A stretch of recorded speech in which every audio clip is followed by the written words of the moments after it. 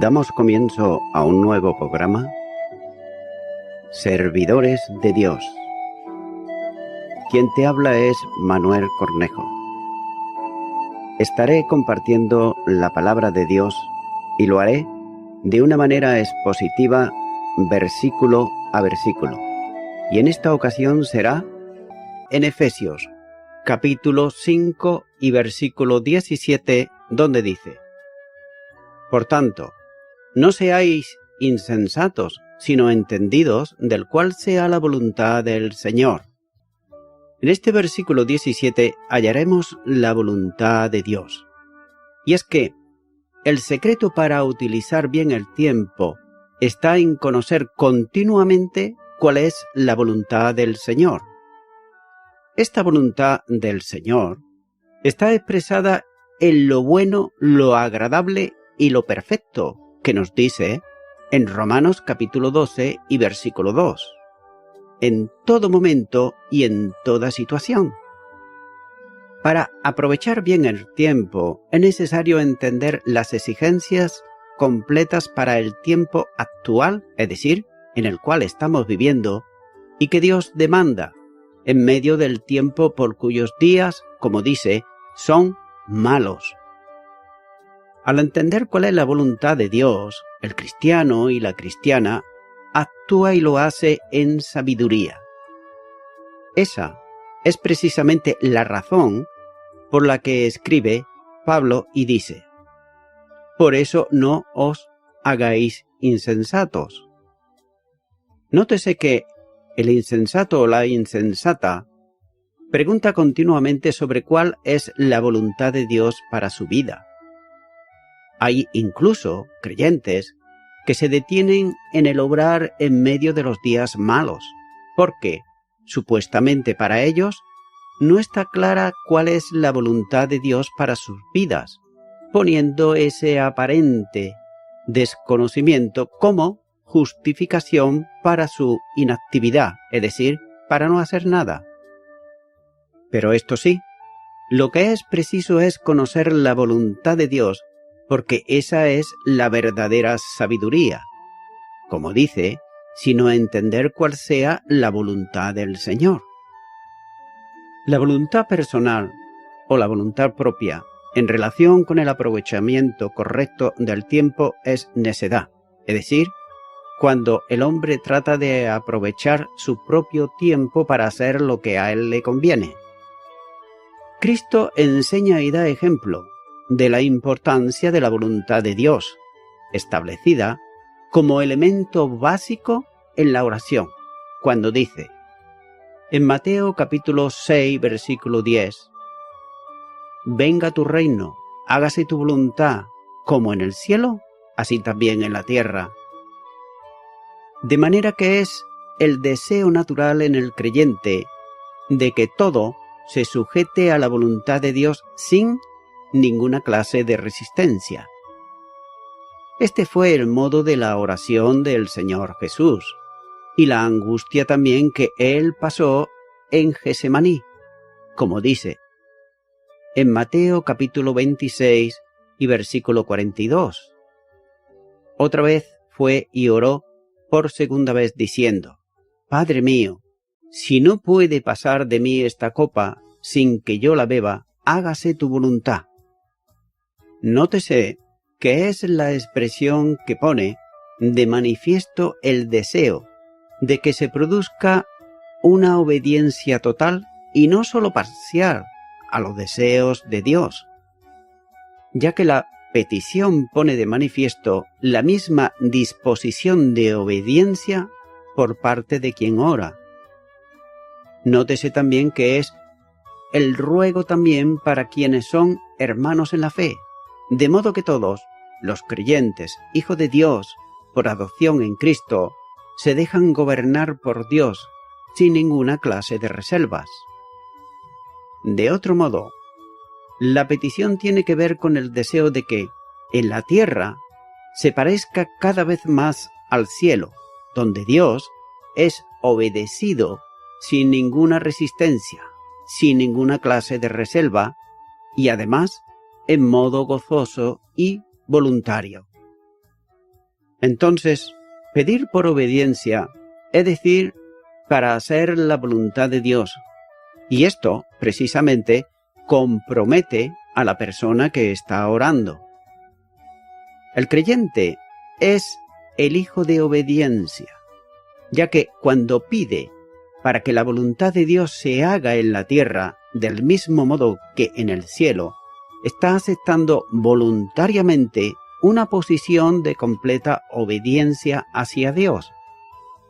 Lo que pide a Dios que haga en todos, lo hará primeramente en él mismo, es decir, en la persona que está orando.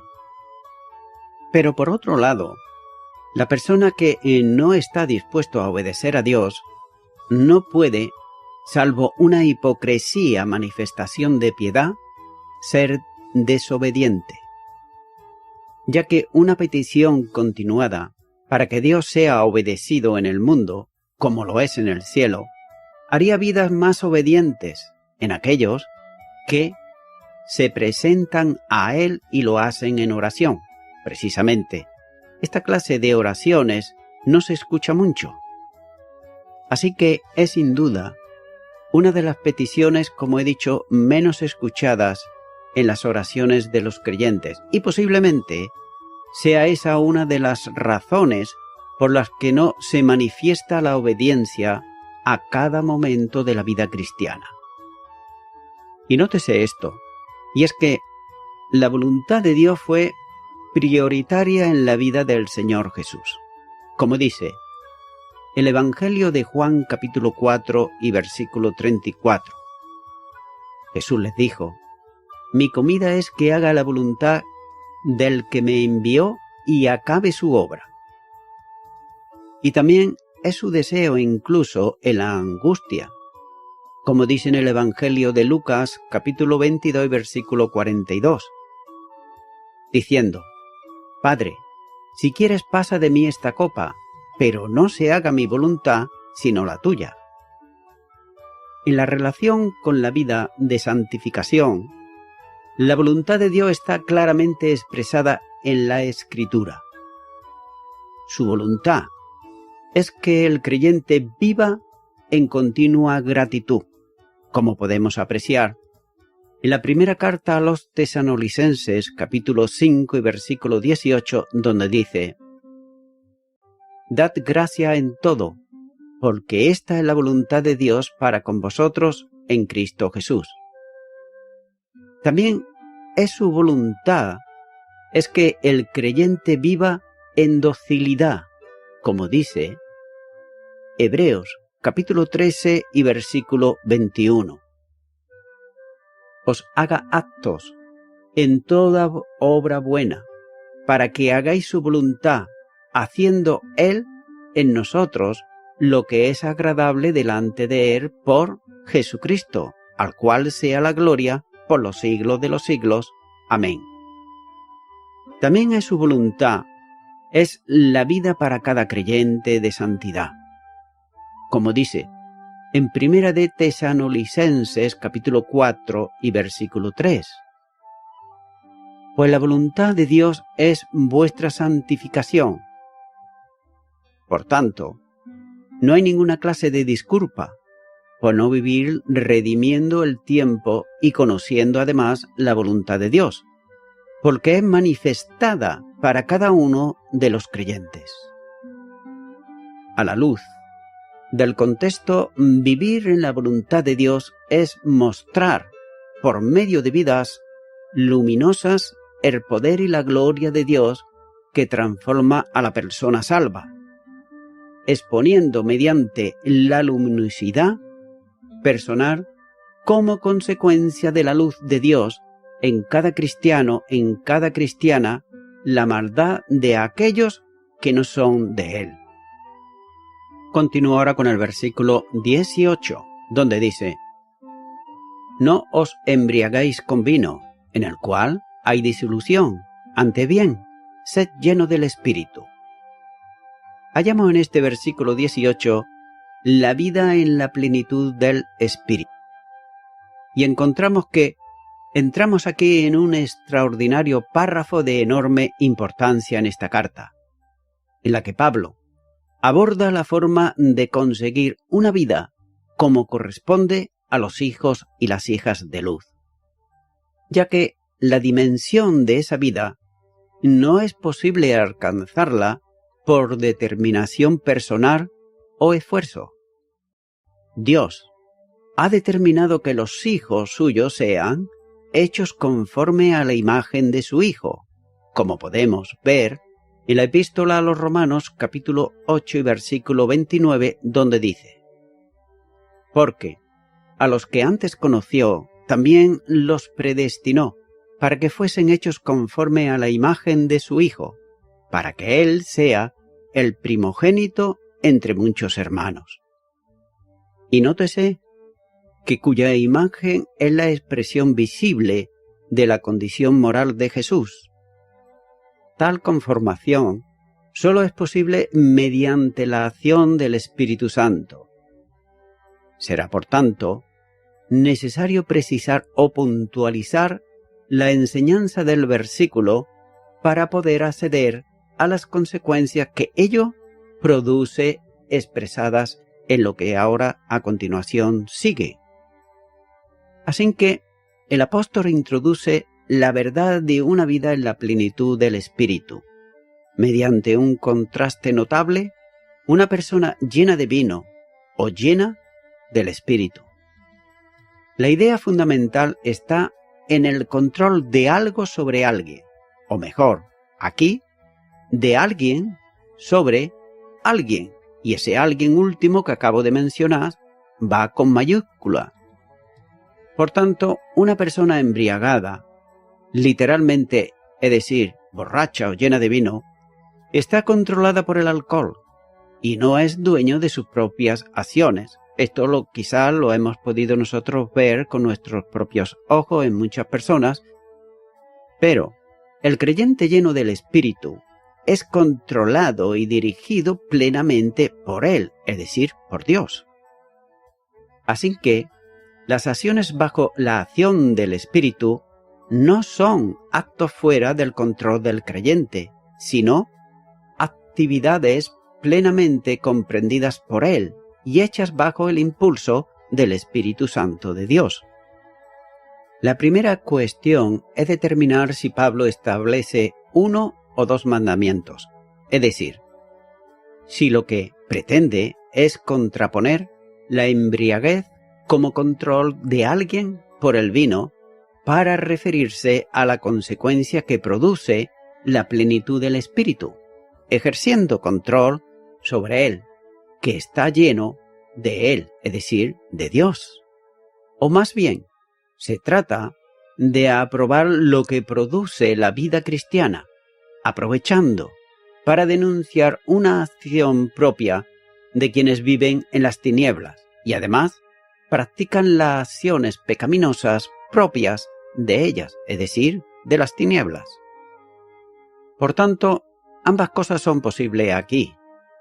Debe recordarse que el problema de ingerir vino en exceso y la plenitud del Espíritu son contrastes que se producían en algunos creyentes de la iglesia del tiempo del apóstol Pablo. Por tanto, el apóstol tenía presente una situación en la que era posible ambas cosas, embriagarse por la llenura del Espíritu.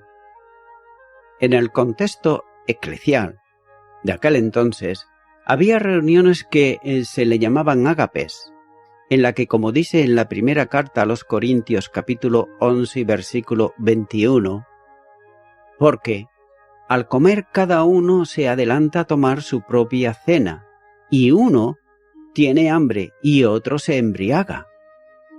En aquellas reuniones no había amistad y comunión cristiana, al no esperarse lo uno a los otros para iniciar juntos esa comida fraternal, como dice Primera de Corintios capítulo 11 versículo 33. Así que, hermanos míos, cuando os reunáis a comer, esperaos unos a otros. Las divisiones se aprecian en el egoísmo de comer, cada uno su propia cena. Es decir, la que habían traído cada uno para sí, sin compartir con quienes no tenían y quedaban con hambre, hermanos pobres quizás, tal vez esclavos, que no podían traer nada y que cuando llegaban ya había terminado de cenar los que habían traído abundancia de provisión, pero la traían precisamente para ellos, pero no para los hambrientos. Es por eso que habían convertido en una mera apariencia de comunión lo que era todo lo contrario. Pero había quienes comían y bebían en exceso, es decir, demasiado. Sin duda, lo que se está prohibiendo es el abuso del vino, pero no el uso.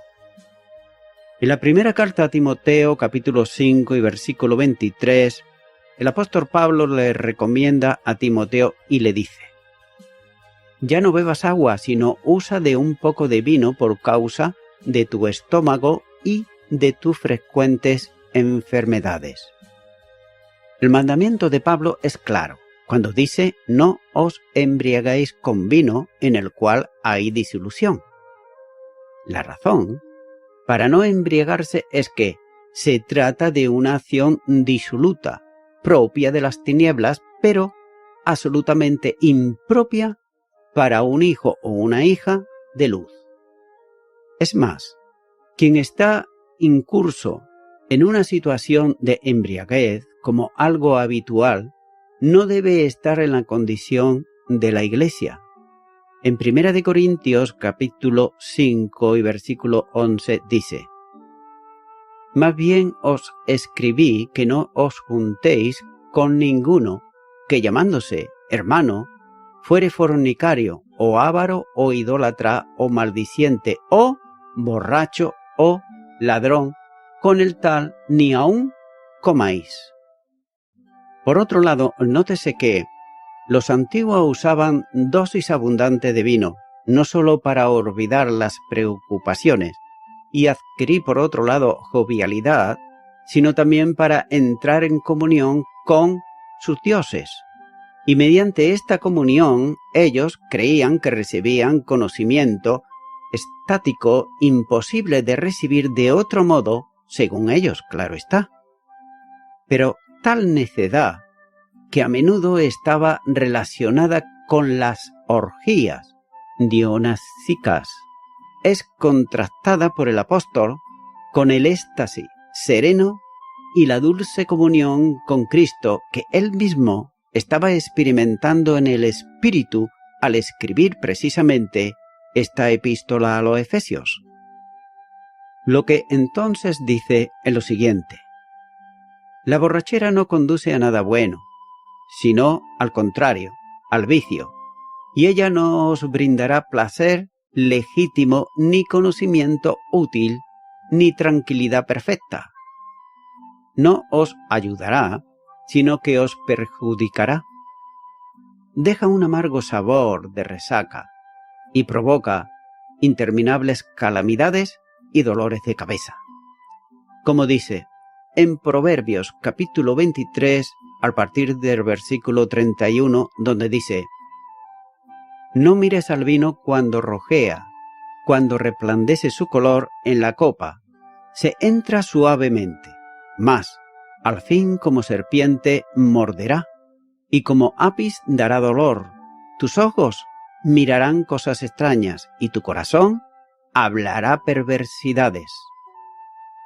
Pero a la inversa, el ser lleno con el Espíritu Santo de Dios os enriquecerá con los preciados tesoros del gozo permanente, profundo entendimiento y satisfacción interna. Aguzará vuestras facultades para recibir la divina voluntad de parte de Dios. Obsérvese el contexto inmediato que dice en el versículo 17: «Por tanto, no seáis insensatos, sino entender cuál es la voluntad del Señor. Por tanto, no os embriaguéis con vino, sino ser lleno del Espíritu». Siendo así, llenos con el Espíritu, los creyentes no solo gozarán, de esclarecimiento y regocijo, sino que además expresarán jubilosamente su vivificante conocimiento de la voluntad de Dios. Revelarán sus descubrimientos y sentimientos también de gratitud. Continuará con el versículo 19, donde dice: hablando entre vosotros con salmos, con himnos y cánticos espirituales, cantando y alabando al Señor en vuestros corazones. Hallamos en este versículo 19 la primera consecuencia de la plenitud y la comunión y alabanza. La plenitud del Espíritu y la vida de Él, es decir, de Dios, produce manifestaciones espirituales que acreditan ese modo de andar. El apóstol Pablo señala aquí una forma de hablar cuando dice hablando entre vosotros mismos. Así que no se trata de un diálogo interior, es decir, reflexivo y personal, sino de las conversaciones entre hermanos y hermanas, especialmente en el ámbito de la iglesia local. El hablar personal íntimo se menciona por el apóstol en otro lugar. Cuando alguien en la iglesia habla en lenguas, pero no tiene quien interprete, en cuyo caso debe guardar silencio y hablar para él mismo, como dice en la primera carta a los Corintios, capítulo 14 y versículo 28. Pablo está aplicando en la práctica lo que es la plenitud del Espíritu y comienza a hacerlo en primer lugar por la iglesia, en que los creyentes se reúnen para el culto, luego en la familia y finalmente en la sociedad. Entonces, el pensamiento de Pablo está dirigido al modo de hablar de los creyentes entre sí.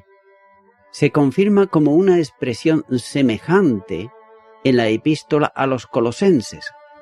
En Colosenses 3:16 dice: la palabra de Cristo more abundantemente en vosotros, enseñándoos y exhortándoos unos a otros en toda sabiduría, cantando con gracia en vuestros corazones al Señor, con salmo e himno y cánticos espirituales.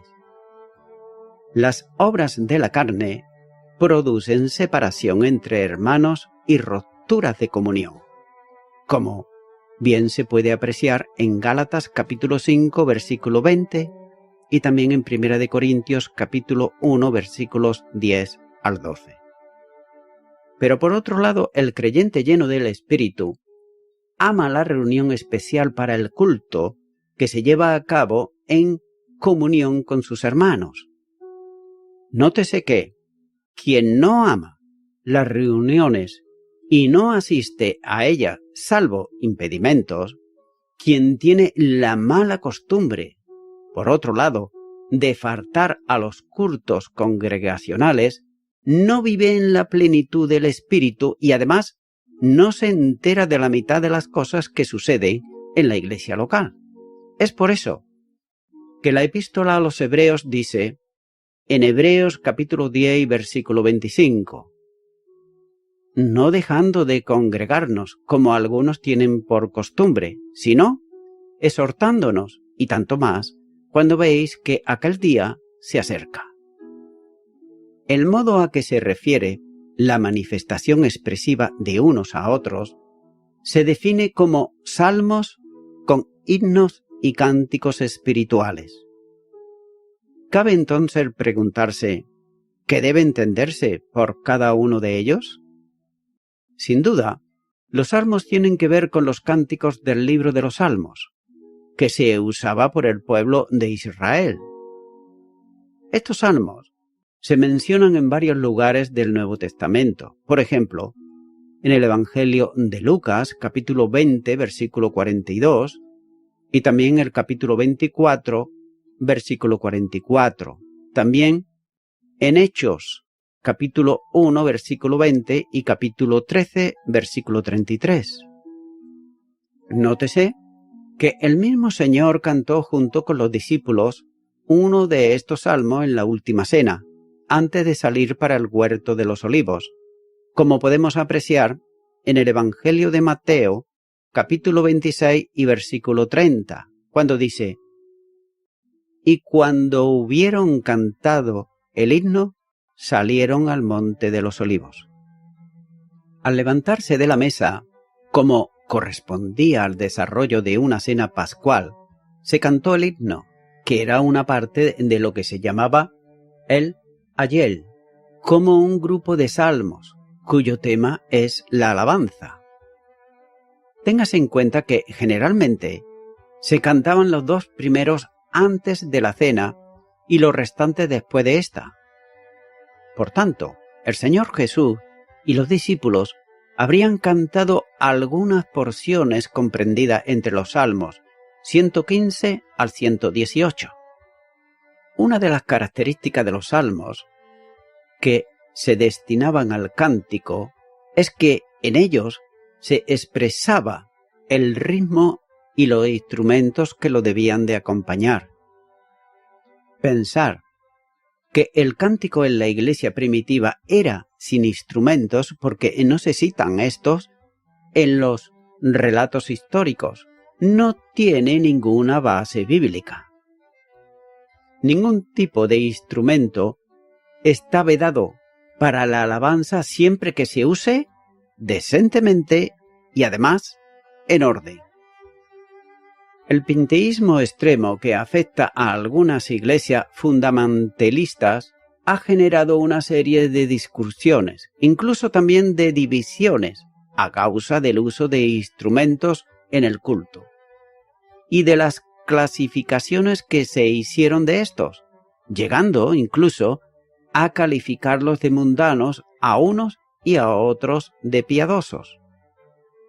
Pero la realidad no es que haya instrumento carnal o instrumento espiritual, sino que hay músicos carnales y músicos espirituales, y esta es la realidad.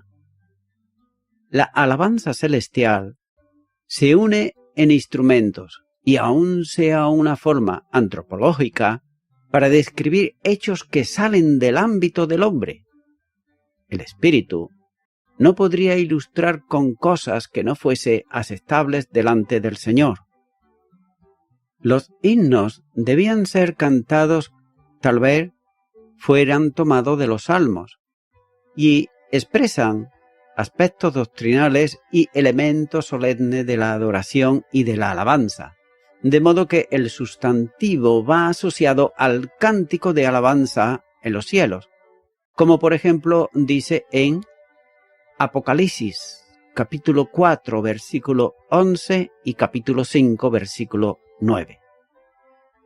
Hay también algunas muestras de himnos de la iglesia primitiva en el Nuevo Testamento, y como vía de ejemplo el himno sobre el misterio de la piedad, como dice en Filipenses capítulo 2, versículo 5, Colosenses capítulo 1, versículo 12 y Primera de Pedro capítulo 2 y versículo 2. En tercer lugar, están los cánticos espirituales. El término cántico se relaciona con la acción de cantar, de ahí que vaya acompañado de adjetivos espirituales, que concreta el sentido de la letra que se canta, de la razón del canto y también de la orientación del mismo. Téngase en cuenta que los cánticos espirituales tienen su origen en el impulso del espíritu, es decir, son asociados con él. Ahora bien, ninguno de estos cánticos espirituales, tanto los de antes como los actuales de ahora, son inspirados como lo son las Escrituras. Tan solo los 2 que están registrados en el Nuevo Testamento y las canciones espirituales que puedan estar incluidas en el texto son inspirados, porque forman parte de la única palabra inspirada plenariamente. De manera que la afirmación que algunas veces se hace de que los himnos más antiguos son inspirados y los más modernos no no tiene ninguna base bíblica y es contrario a la misma Escritura, ya que no hay nada inspirado a no ser precisamente la Biblia, la palabra de Dios. Así que la música coral e instrumental está incluida en la forma de los salmos. El doctor Francisco Lacueva comenta sobre esto y dice: ¿Quiénes, por un falso puritarismo, se niegan a usar instrumentos músicos, ni siquiera un pequeño armonio, en el culto eclesial, están desobedeciendo al apóstol? Hasta aquí el comentario de Francisco Lacueva. Ahora bien, la música instrumental en el culto no es por sí misma necesaria, pero es conveniente para la afirmación y también para el buen canto. Cualquier instrumento musical debidamente usado, con la reverencia que requiere el culto, es apto para ayudar a la alabanza congregacional. Sin duda, las costumbres y las tradiciones han hecho de la música y de la forma del canto, que incluyen expresiones rítmicas como palmas y percusiones, etc. También pueden ser verdaderos tabúes que han ocasionado no pocos problemas y limitando por otro lado la libertad cristiana. Por otro lado, el desorden generalizado con música sensual que en ocasiones apaga y sustituye las voces de los creyentes es un peligro a evitar, tan importante como el anterior. Así que la alabanza ha de salir de un corazón controlado por el Espíritu Santo de Dios. Por eso, escribe cuando dice el mismo Señor Jesús que de la abundancia del corazón habla la boca. De ese modo, un corazón lleno del Espíritu conduce al creyente a alabar al Señor. La alabanza no es una actividad, sino una actitud. De esa manera surge al exterior en cánticos cuando el corazón alaba en intimidad y plenamente a Dios en el poder del Espíritu Santo. Estimado y estimada oyente, aquí en España, los jóvenes practican ya desde hace años lo que se llama el botellón.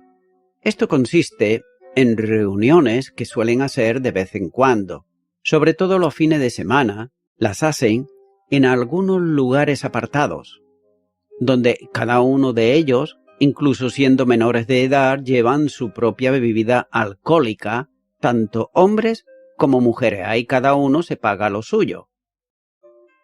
Lo malo de esta práctica es que suelen ser adolescentes y también suelen ser jóvenes los que acuden a estas citas. Cuando terminan después de una noche de alcohol, dejan el lugar lleno de miles de kilos de basura. Y muchos de estos adolescentes y jóvenes acaban totalmente borrachos y hasta hospitalizados. Realmente da tristeza cuando se ven las imágenes por televisión. Amigo y amiga oyente, Dios desea, como dice en su palabra en Efesios 5:18, no os embriaguéis con vino en el cual hay disolución, antes bien, sed llenos del Espíritu. De manera que si tú, amigo y amiga oyente, has caído en el alcohol, si te has emborrachado más de una vez y ves que esto tú no le puedes poner freno, quizás también has caído en el porro, luego la droga, y cada vez es peor. Déjame decirte que Jesucristo desea que seas lleno, no de vino, no de alcohol, sino de su Espíritu. Para ello, de tu parte debes invitarle a Él a que venga a tu corazón. Como he dicho, Jesucristo desea y puede quitarte de esa afición o de ese vicio que acabas de tomar. Por tanto, yo te animo en esta hora, si aún no tienes a Cristo en tu corazón, que ahora le invites a que venga a tu vida, a tu corazón y te liberte de esa clase de esclavitud que es el alcohol y tal vez las drogas. Por tanto, te animo a que ores conmigo y repitas esta oración de fe ahí a donde tú te encuentres. Repite y di: Señor Jesús, soy una persona que me he embriagado más de una vez. De hecho, lo estoy haciendo en este último tiempo. También he tomado drogas y cada vez veo que la cosa va a peor. Por tanto, ahora vengo delante de ti. Te pido perdón por todo lo que he hecho malo para mi familia y para mí mismo, para mí misma. Me arrepiento de todos mis pecados y en este momento te recibo como mi Señor y como mi Salvador. Y te doy gracias en el nombre de Jesús. Amén.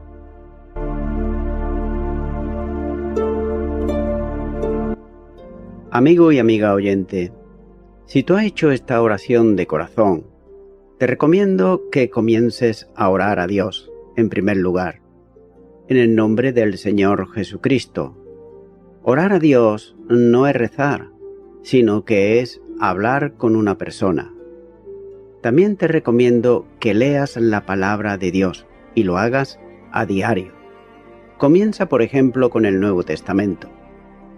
Y también, por último, te recomiendo que para que puedas crecer espiritualmente, te congregues en una iglesia cristiano-evangélica, donde se predique, se enseñe y se practique la sana doctrina y la palabra de Dios. Congrégate ahí y con el tiempo podrás crecer espiritualmente y también servir al Señor Jesucristo. Que Dios te bendiga. Y a toda la audiencia, nuevamente ya me estoy despidiendo de todos ustedes y será hasta el próximo programa. Que Dios os bendiga a todos.